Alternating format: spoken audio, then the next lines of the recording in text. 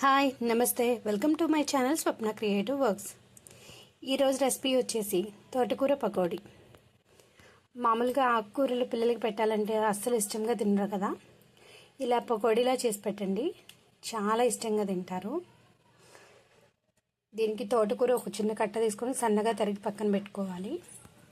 అల్లం తురుము, కరివేపాకు కొద్దిగా, 2 ఉల్లిపాయలు సన్నగా తరిగి పెట్టుకోవాలి, 2 పచ్చిమిర్చి సన్నగా తరగాలి, 1 కప్పు పెరుగు, 1 కప్పు శనగపిండి, రుచికి సరిపడే ఉప్పు, 1 స్పూన్ కారం, 1 చిటికెడు సోడా ఉప్పు. ఇవన్నీ వేసేసి మన పకోడీ పిండిలా కలుపుకుందాం.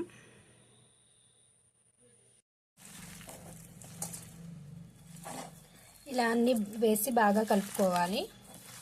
కొంచెం పొడి పొడిగా ఉంటే కొంచెం వాటర్ వేసి ఇలా గట్టిగా పకోడీ పిండిలా కలుపుకోవాలి. ఇది ఎంత గట్టిగా కలుపుకుంటే అంత బాగుంటుందండి.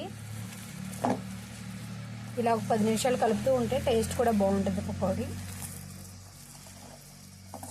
సో ఇది కలపడం అయిపోయింది. ఇప్పుడు ఆయిల్ అనేది హీట్ చేద్దాం. ఒక కళాయి పెట్టి అందులో డీప్ ఫ్రైకి సరిపడా ఆయిల్ పోసి ఆయిల్ హీట్ ఎక్కాక పకోడీలా వేసుకోవాలండి.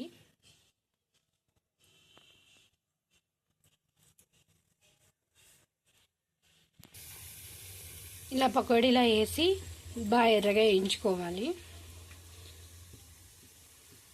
దీన్ని సిమ్లో పెట్టి వేయించాలండి, లేకపోతే తోటకూర అనేది తొందరగా మాడిపోతుంది. ఉల్లిపాయల ముక్కలు అనేవి ఏగవు తొందరగా. సిమ్లో పెట్టి చేస్తే ఈవెన్గా ఎగుతాయి అన్నమాట మొత్తం అంతా. ఈ తోటకూర పకోడీ తినడం వల్ల చాలా మంచిదండి. మనకు ఆకుకూరలు తినడం వల్ల కంటి చూపు బాగా కనబడుతుంది అంటారు కదా, పిల్లలైతే డైరెక్ట్గా తినడానికి అస్సలు ఇష్టపడరు. సో ఇలా పకోడీలా వేసి పెడితే బాగా ఇష్టంగా తింటారు.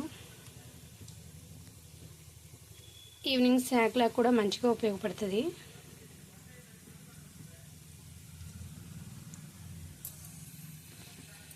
సో దీన్ని రెండో పక్కకి తిప్పుదాము.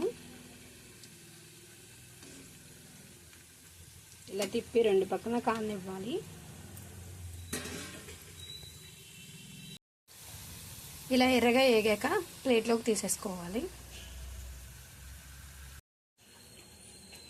అంతే అండి, ఎంతో టేస్టీ అయిన తోటకూర పకోడీ రెడీ అయిపోయింది.